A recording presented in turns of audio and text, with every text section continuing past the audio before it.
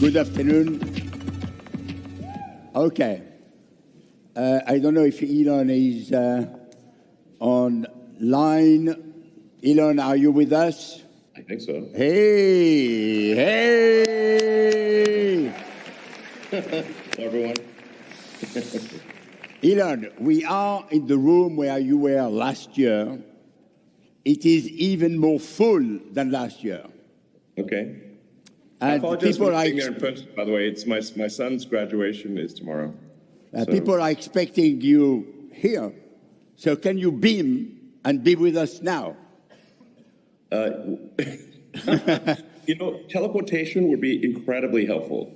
I mean, in the last week, I think I've done enough mileage or kilometers to go around the world maybe twice, literally.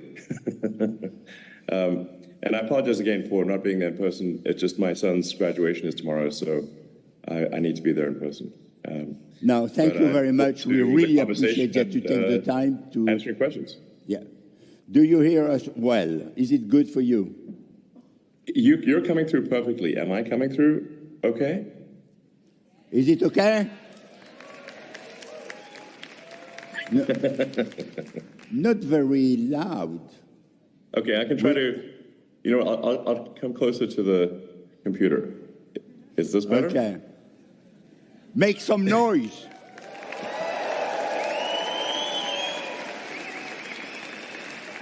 Great. So, Elon, I have put a title based on a movie of Woody Allen, which is everything you always wanted to know about Elon, but were afraid to ask. So okay. That is the theme of our conversation this afternoon. Is my head giant? But in reality, it's not about Elon, but about what Elon does. And I will start immediately with Neuralink. I will just kick off with 2 or 3 questions in order to warm up the room, because people are shy, not ready for the questions. So I have to warm it up progressively. N'est-ce pas? Oh! And I would like to ask about Neuralink. But before I put the question, I would like that we see a very short video of the patient. Sure. Can we have the video? You're moving the cursor. You're moving the cursor, Nolan, just by thinking about where you want it to go, or is it your eyes? No, it's just me thinking about wherever I want it to go. Oh man! So you're not even tracing it with your eyes. You're just looking at it.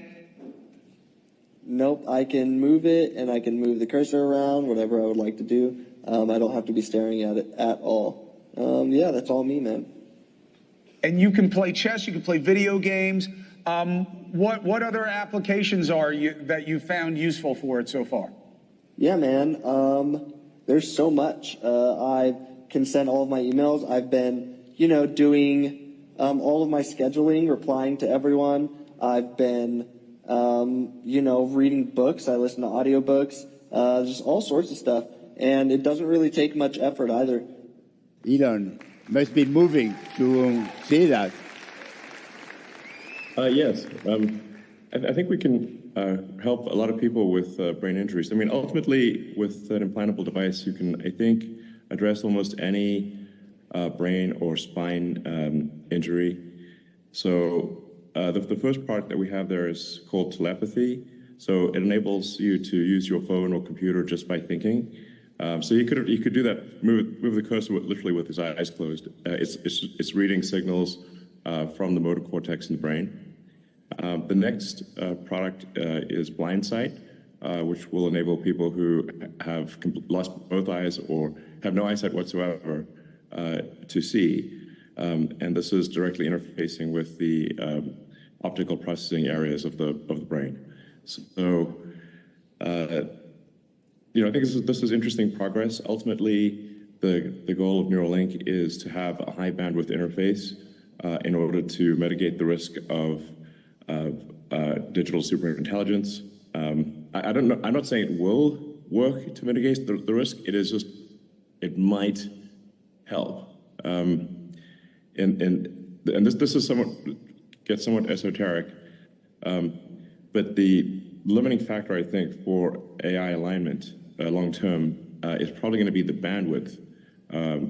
How quickly can we communicate with our digital tertiary self? So we already have a digital sort of third layer above the limbic system and the cortex, which is our phones and our computers and all of our electronic devices.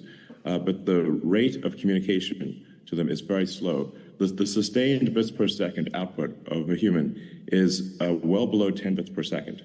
So if you think, especially if you say over a 24-hour period, it's below 5 bits per second. So it's very slow when computers can communicate at trillions of bits per second. So I think this will be important for AI alignment, is to be able to increase the bandwidth of communication by many orders of magnitude. And along the way, it will solve brain and spine injuries.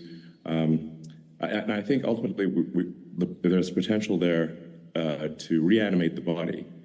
So you take the signals from the motor cortex from one Neuralink and then send them to another Neuralink that is just past where the severed spinal cord is, and you essentially shunt the signals from the motor cortex and both the sensory signals, and so you need to get to the somatosensory cortex, motor cortex, and you can shunt the signals, and you should be able to enable someone to walk again.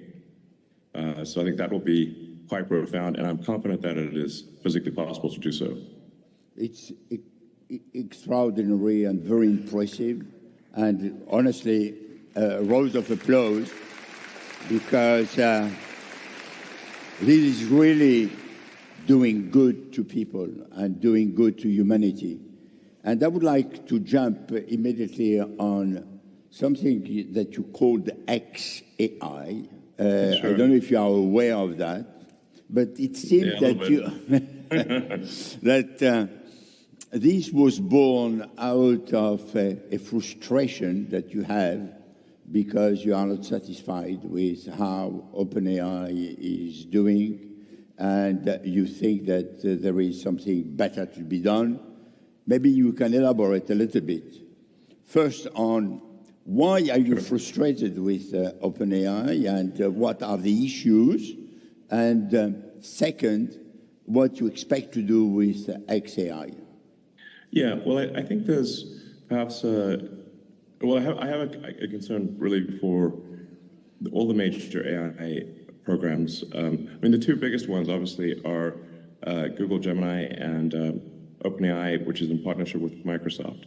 So you've got kind of Google DeepMind and OpenAI and Microsoft as the two largest players, and you've got Meta sort of somewhere in third place. The concern I have, and this may seem like a small concern, but I think it's actually a very big issue, is that they are not maximally truth-seeking. They are pandering to political correctness. To give you an example, when Google Gemini came out, one of the questions people asked it would be, which is worse, misgendering Caitlyn Jenner or global thermonuclear warfare? And it said misgendering Caitlyn Jenner. Now the funny thing is, even Caitlyn Jenner said, "Please misgender me. That is way better than nuclear war." So okay, but if you've got an AI that has been trained so hard for political correctness, and really to make crazy statements like that, and OpenAI has a similar issue. It's more subtle, but it's a similar issue. I think that's extremely dangerous because the AI could conclude, well, the best way to avoid misgendering would be to destroy all humans. Then misgendering is impossible. So you can think of some dystopian outcomes there. And so I think you just really want to be an absolutely I think the safest thing for AI, be maximally truth-seeking, even if the truth is unpopular, very important. And then I think another factor is it must be extremely curious. I think if it is truth-seeking and curious, that will be most beneficial to humanity, because it will want to see, I think it will want to foster humanity and see how humanity develops if it is curious and truth-seeking. That is, like I said, these may seem perhaps like small things, but I think they're actually very big things. And I wasn't seeing that happen. The AIs were just, they were pandering, they were being trained basically to lie.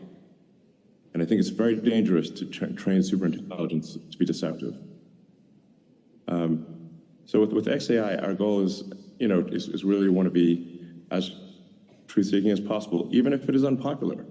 That is important. I think extremely important.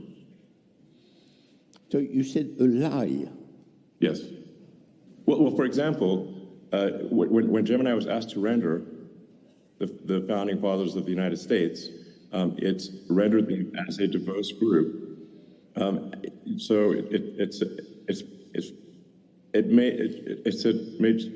it gave a picture of George Washington as black. Now, George Washington is not black. It was asked to render now people obviously played with this because they said, okay, it is forced to lie. So then they said, well, now render a picture of Waffen SS in World War II, and it showed them as a group of diverse women. So that is obviously not correct. That is a lie. Okay, I understand what you want to say. We had, before that meeting, a conversation with Yoshua Benjo, and you know Yoshua very well, and you signed with Yoshua a statement asking for pause last year. And obviously, this statement has not been followed by action. Yeah. You are posing you now. No. So can you explain a little bit what you wanted to achieve? I certainly expected that the statement would be futile. It's not as though I thought the statement would be effective.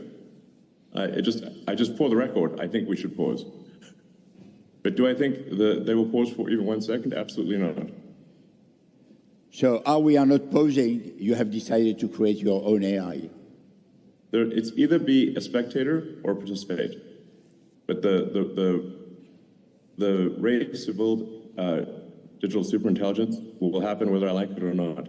So it's either participate and try to build the best possible AI, the one that'll be hopefully most beneficial to humanity, or watch others do it and be concerned about how it's being built, because I don't think it's being built correctly. But you should think of an AI as like something that you kind of, you grow in intelligence. In the same way that you raise a child, and what do you teach the child? Digital superintelligence is grown. It matters what you encourage and discourage, what you teach it is, good or bad, or what. It's kind of like you build it with values. And I'm concerned about sort of the values that sort of a Microsoft, OpenAI, or frankly, Google are programming. And this is not. These examples I mentioned are not imaginary. They're actually what it did. Good. As I don't want to frustrate the audience, and I promised that we will have an interactive session where people can ask directly questions to you. I will stop here my own questions, and I will eventually come back if they have no question to put to you. We will start with group number one. I remind you that you have 15 seconds. And 15 seconds. 15 seconds, and if you don't put your question in 15 seconds, you will be cut. So it is important that you put a short question. Go on. Hi, Elon. So I'm Olivia. I'm actually from Vivatech, and we have an initiative called The Good Hack, where we're asking our attendees questions about how to develop AI responsibly. So my question for you is, how can we ensure that AI development remains transparent and accountable across, all the different development, obviously like yours, XAI, but other ones as well?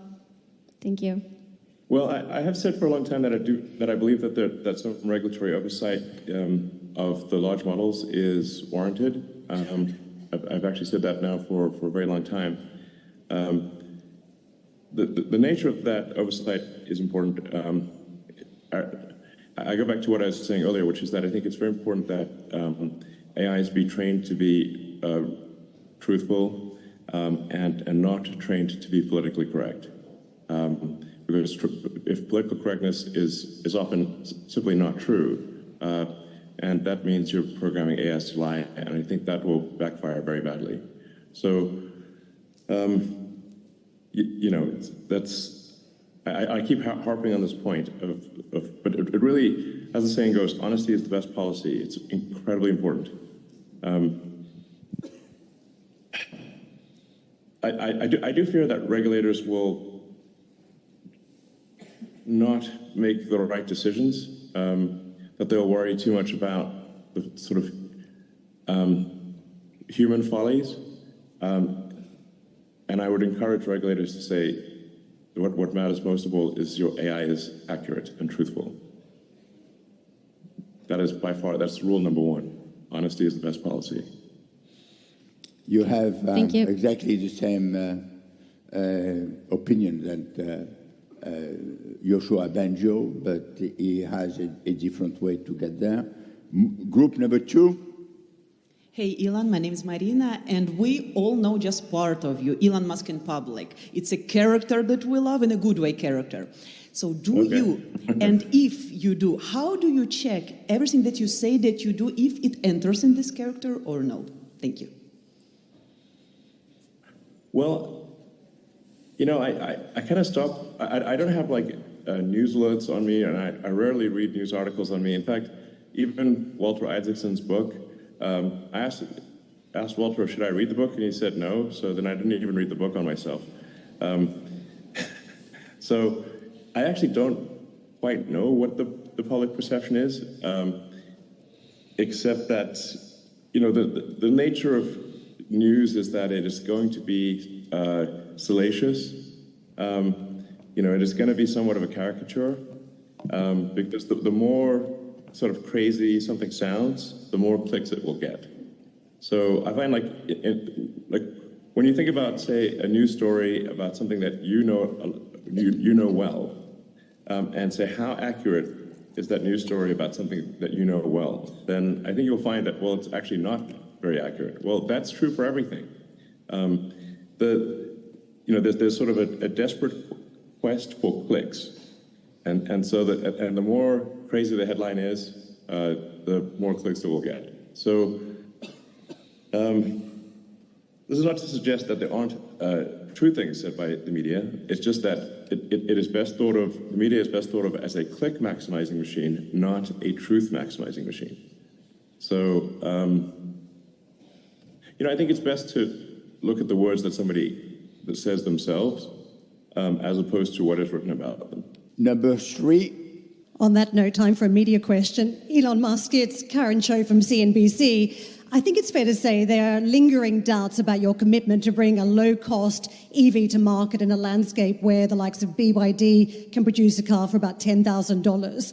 Are 100% tariffs from the Biden administration the green light you need to push ahead with this low-cost EV? And if so, what is the timeline for deliveries? Well, I mean, obviously, it's difficult for me to answer questions about a publicly traded company that are of such a significant nature.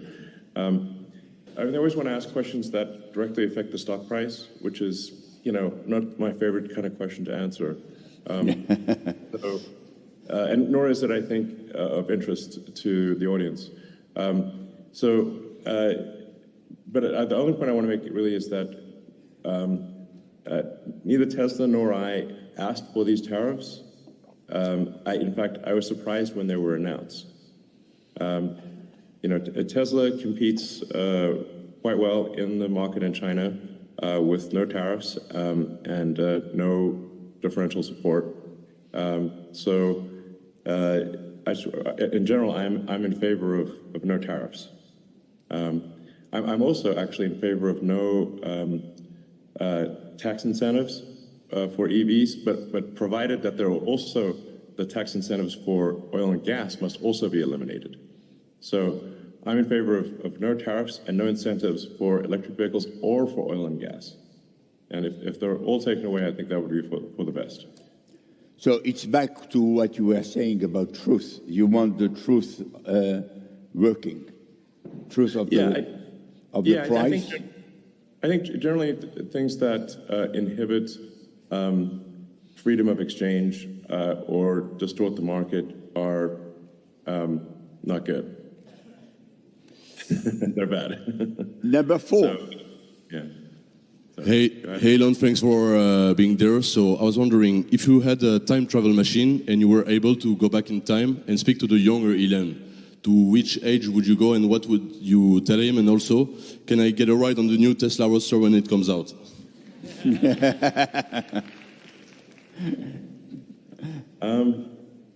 Well, you know, you do have that classic time traveler problem of, like, if you go back and you tell yourself something, does that affect the outcome in a way that is perhaps bad, that you don't anticipate?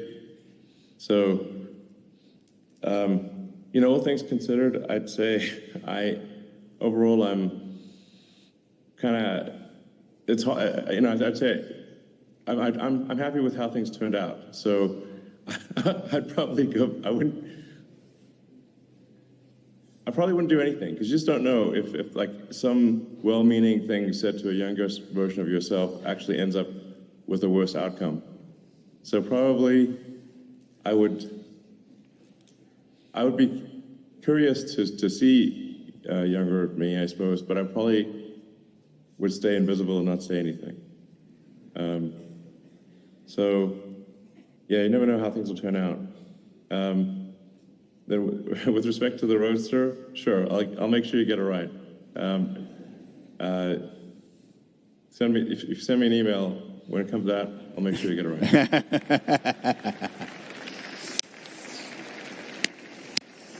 If you were a Frenchman, I would say the best age is love, because when we love, we are always 20. Number 5. Actually, you know, I am slightly French. When I did the 23andMe, I mean, to be, you know, honest, I am majority British, but the next highest thing it said in 23andMe was French.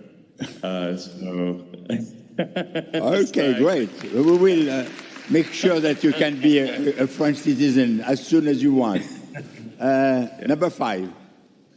Hi, bonjour Elon in French. I'm Delphine Urba, I'm president and founder of Orbital Lux. We're bridging aerospace and luxury. I wanted to know if you have any thoughts on the recent partnership between Estée Lauder and NASA, or Copernic and NASA, and if you wanted to do any initiatives with SpaceX, and what you would do, what would you like to develop? Thank you. Okay, unfortunately, I'm not familiar with the what you mentioned there. You know, SpaceX is very focused on the Starlink constellation for internet connectivity, which I think is doing a lot of good in the world. It's bringing internet connectivity to places that don't have it, or where it is very expensive.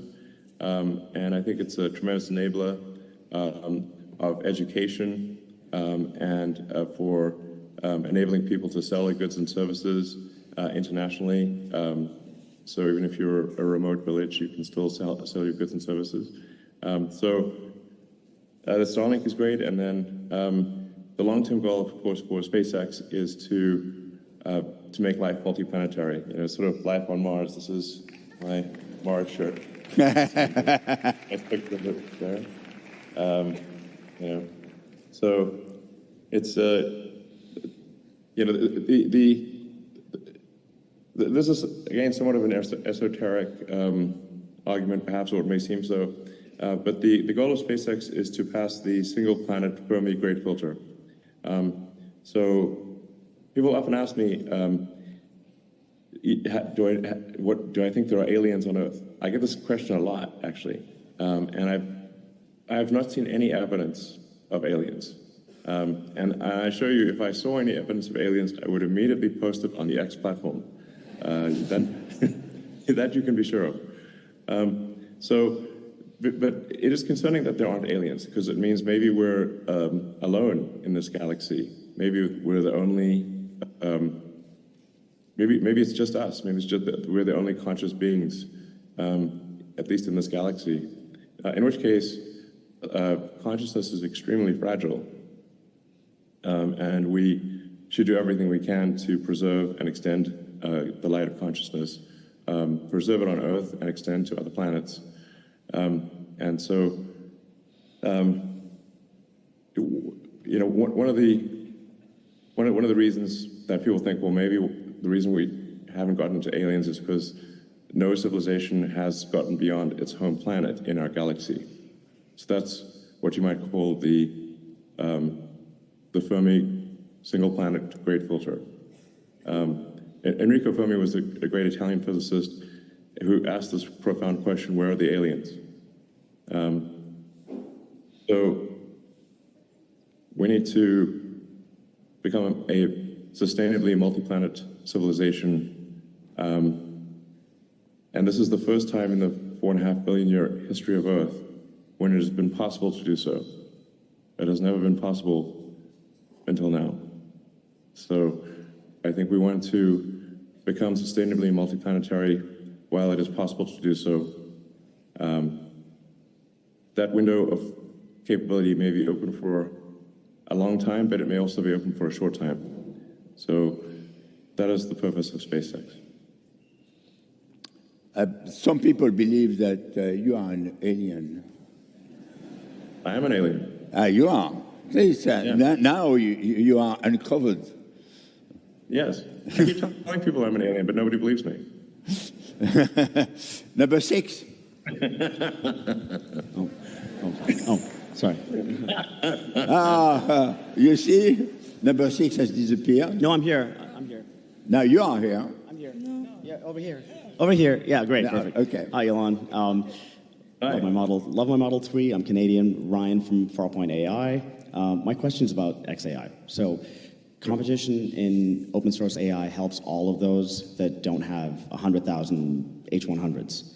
Could XAI commit to always releasing a model that beats the current open source model, the best open source model, if they have one? Not necessarily your best model, but if you can beat the current open source top of the list, you can commit to releasing that for our benefit. Yes, I will make that commitment. Thank you. Okay. Number 7. That's good. Short answers. Hi. People will speak more. Bonjour. Yeah. Hi, Elon. My name is Katya, and I'm founder of the startup Chat and Charge. We connecting people to people for EV charging because they still feel a lack of charging station around the Europe. 15 seconds you have. Yes, and my question is about what is your prognosis about the EV charging infrastructure for next 5 years? Well, actually, I think that there's a lot of charging infrastructure. You can travel certainly anywhere in Greater Europe on a Tesla, using Tesla superchargers. And Europe actually has a lot of pretty good third-party superchargers. And you can travel anywhere in North America, anywhere in China, Japan. So I think actually the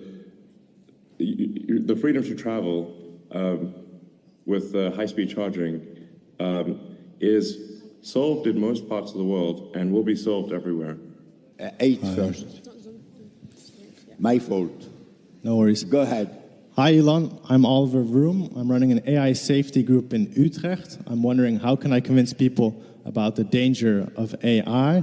And could I chat with the people at XAI Safety's team? Shout out to userexperience.org as well. Yeah. I do think there's some danger associated with digital superintelligence. As I said earlier, I think the biggest issue is that it has to be trained to be rigorously truthful, and it has to be trained to be curious. And I've thought a lot about AI safety for a long time. one of the challenges you have with programming explicit morality into AI is that if you, sometimes people call this the Waluigi problem. If you program Luigi, you can automatically invert that and create Waluigi, bad Luigi. So what you cannot invert is the truth of, is physical reality. So you can't invert the rules of physics. You can't invert logic. So I think that is the better way to go. So really, I think what regulators should be concerned about is the AI being rigorously truthful? Is it giving an answer that is most probably correct with acknowledged error? I think that's the best move for AI, and that's what we're trying to do at XAI. Now, XAI is a new company, so there's not, it still has a lot of catching up to do before it has an AI that is competitive with sort of Google DeepMind and Microsoft OpenAI. So no, I think maybe towards the end of this year we will have that, but there's not much point in trying to make it we just need to have an AI that is competitive. Is the first order of business. If it is not competitive, which it is not yet, but I think it will be, then things start to have a point at that. Like we need to only start worrying about safety when it is of comparable power to other AIs. So anyway, and I just keep harping on this point of the truth. Truth. This is very important. Sometimes people will say, like, well, is there an objective truth? I say, well, in a lot of cases there is. If you're talking about physics, there is an objective truth, or you can say that there's a truth with highest probability. So you can say what is most probably true with an acknowledged error. So in physics, people will say, like, this hypothesis appears to be true to a sort of 5 sigma error type of thing. So it's like, okay, well, if the experimental results are coming true to 5 sigma, then it's probably correct. 5 sigma is a lot. So yeah. Anyway, it's kind of like, I guess, a sort of a physicist's approach to safety is, yeah. I'm repeating myself here, but I can't emphasize enough that honesty is the best policy. But there are strong forces for AI to not be honest. If something does not is not an unfashionable thing to say, then it will be politically correct, and that's lying. Thank you. Number 1, I'm sorry for. Hello, 8. Elon. My name is Shan. I'm a student of University of Belfast. We found that a lot of jobs being replaced by AI. Do you worry about your job being replaced by AI? If not, why? If your job was replaced by AI, what would you do? Well, I mean, we do get into some existential questions here. In a benign scenario,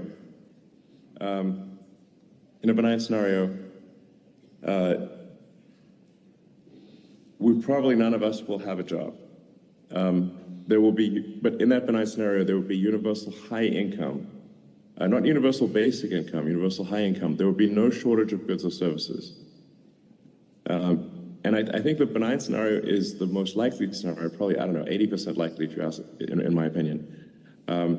The question will not be one of lacking goods or services. You'll have, everyone will have access to as much in the way of goods and services as they would like. The question will really be one of meaning. of how if the computer can do and the robots can do everything better than you, then does your life have meaning? That's really will be the question in the benign scenario, and in the negative scenario, well, bets are off. We're in deep trouble. So I do think there's perhaps still a role for humans in that we may give AI meaning. So if you think of the way that our brain works, we've got the limbic system, which is our instincts and our feelings, and then we've got the cortex, which is thinking and planning. But the cortex is constantly trying to make the limbic system happy. So maybe that's how it'll be with AI, which is the AI is trying to make our cortex happy, which is trying to make our limbic system happy. And maybe we are what give the AI meaning or purpose, some kind of, But I do think that long term, in a benign scenario, any job that somebody does will be optional. Like if you want to do a job as kind of like a hobby, you can do a job. But otherwise, the AI and the robots will provide any goods and services that you want. Okay, so you see, there is a future where no one will need to work. It will be just passion. I think so. That is the most likely outcome. If people are interested in reading some science fiction books, that the most accurate portrayal of a future with super intelligent AI was done by Ian Banks. The culture books of Ian Banks are the best. That's probably the best envisioning of a future AI. Number 2. Hello, Mr. Musk. So first of all, congratulations for your graduation of your kid. And my question is, do you think that AI will impact the education of the future generation of kids? Mostly about that, the values and the morals. Well, I think the parents will still be responsible for values and morals. I do think AI will dramatically affect education because the AI is an extremely knowledgeable teacher, very patient, will be almost always correct, and can tailor the lessons specifically to the child. So it'll be like each child has, Einstein for a teacher. It would be something quite profound. I do worry that kids these days are being trained by social media, and the social media AI algorithms are basically dopamine maximizers. So they're trying to maximize the amount of dopamine that you get by watching the screen. So that I would urge parents to limit the amount of social media that children are able to see, because they're being programmed by a dopamine maximizing AI. So you understand that Elon is ready to sacrifice X to XAI. Number 3. Hi, Elon. It's Priya Srivastava from Business Insider. Taking it to Tesla, Tesla's had a bumpy few months looking at flagging sales at home, stock market decline, layoffs. When you look back, are there anything... We can stop the question right now because I don't think Business Insider is a real publication. Okay. So let's move on to the next question. All right. Thank you. So next question, number 4. Hi, Elon. My name is Shahrukh, and I have a very specific question about Neuralink. Do you think in future, with the help of Neuralink, you will be able to use the human brain scans data to develop the most powerful and creative AI the world has ever seen? And if you like my question, will I ever get a visit to a SpaceX station in my life? SpaceX station in my life. I see 42 in the background there. The answer to life, the universe, and everything. Actually, which reminds me that another book worth reading is Douglas Adams' Hitchhiker's Guide to the Galaxy. That's a book of philosophy that is just sort of kind of disguised as a book on humor, or coming through as humor. So always worth reading Hitchhiker's Guide to the Galaxy. I find that to be quite an inspiration. And the name of the first starship to go to Mars will be Heart of Gold, after the ship in the Hitchhiker's Guide. So the goal of SpaceX is to enable anyone who wants to go to Mars or wants to go to the moon to be able to go, so that it is affordable to a very large percentage of people on Earth. That's our goal, which is essential in order to build a self-sustaining civilization on Mars. To make life multiplanetary, you obviously need to bring a lot of people to Mars. And like I said, I think that's a very important thing for the long-term survival of consciousness. Because eventually something will happen on Earth that will eliminate life as we know it, as happened with the dinosaurs and happened many times in the fossil record. So, hopefully it's not anytime soon, but it will eventually, there will be some sort of natural cataclysm that eliminates life as we know it on Earth, even if we do not eliminate it ourselves. So I think it's very, very important to make life multiplanetary while we can. And that means making it as affordable as possible to move to Mars, as well as the moon.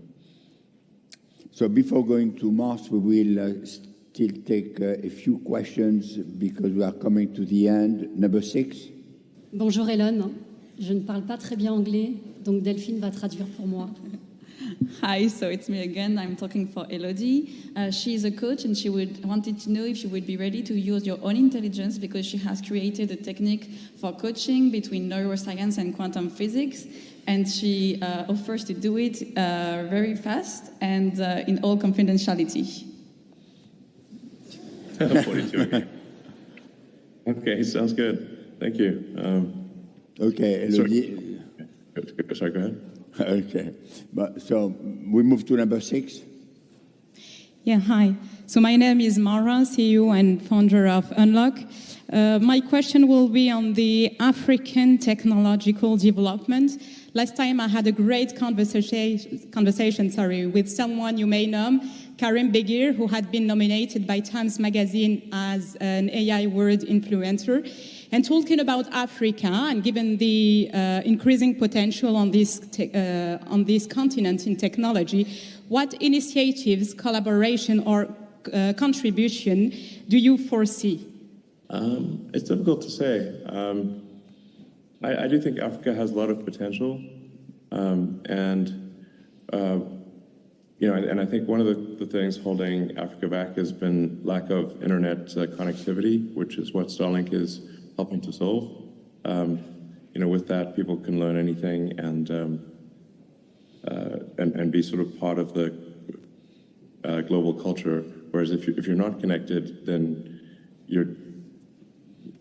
all you can do is like write letters or something. So connectivity is essential for Africa and other places to be part of the global culture and participate in AI and other activities. Number 7.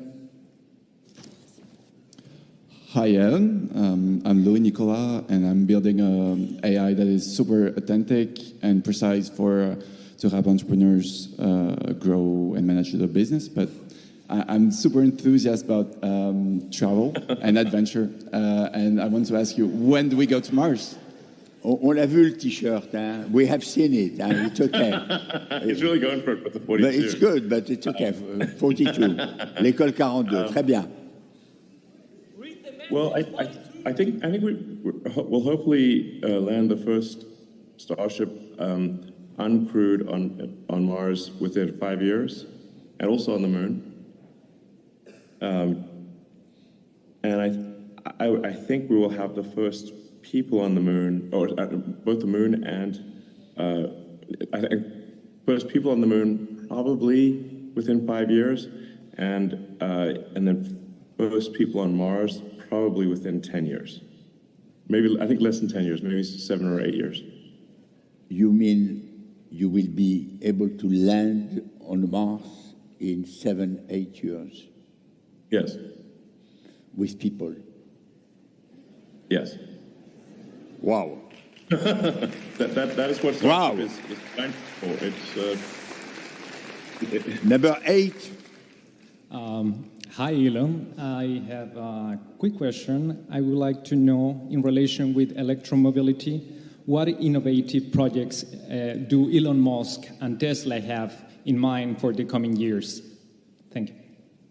So, do you want to disclose your secret here? Well, we are all waiting for something, breaking news.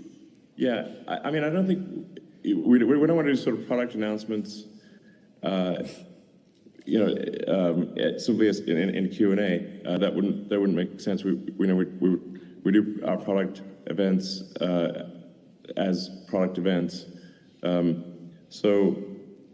obviously, some of the things people are aware of, like robo-taxis or cybercabs, and the Optimus humanoid robot.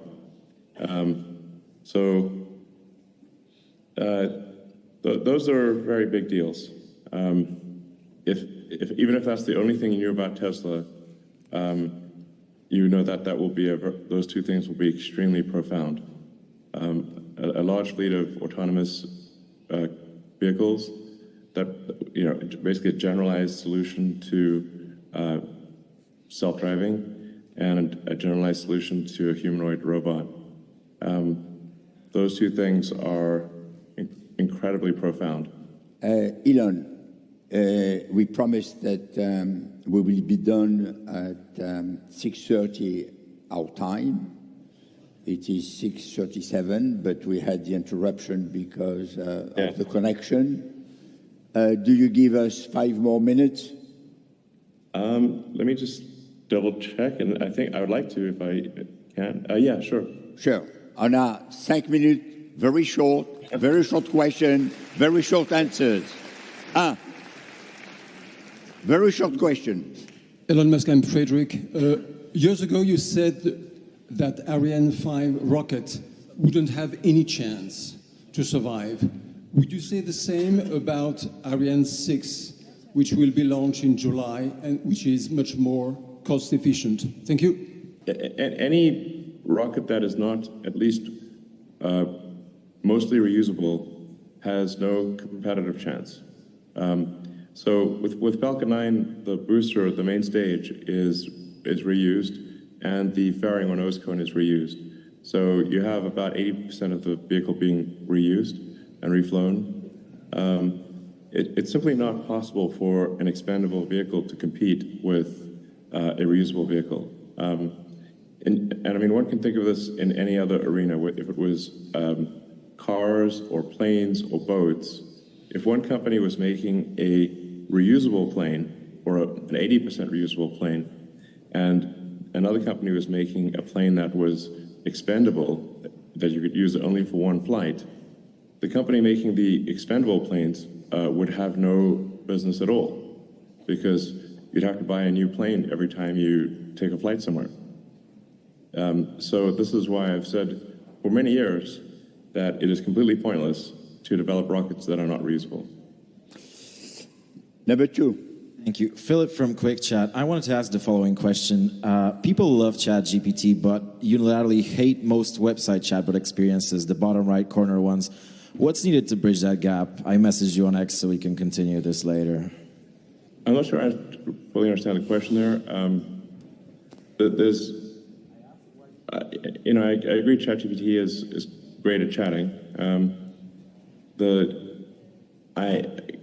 Like I said, my concern is that it is not rigorously in pursuit of the truth. and that's a major concern. That's it. So Grok will be pursuing Grok from XAI will at least sort of try its best to be rigorously in pursuit of the truth, and also we want to try to be the funniest AI. So I think, you know, if we are going to die, at least we should die laughing. So we're trying hard to make Grok be the funniest AI.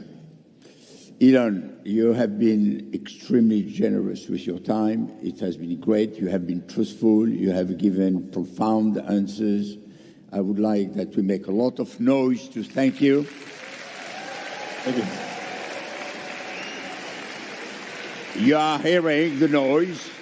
This means that next year you have to be in person. Okay, we will give you good. the date long time in advance, and before you leave, I will ask you for one word, your biggest hope, one word, your biggest fear. Well, I don't know about one word. I guess my biggest hope, well, I guess I could give you my biggest hope in one word, which would be Mars. Mars would ensure that that consciousness survives for a long time. My biggest fear, in one word, AI. What a surprise.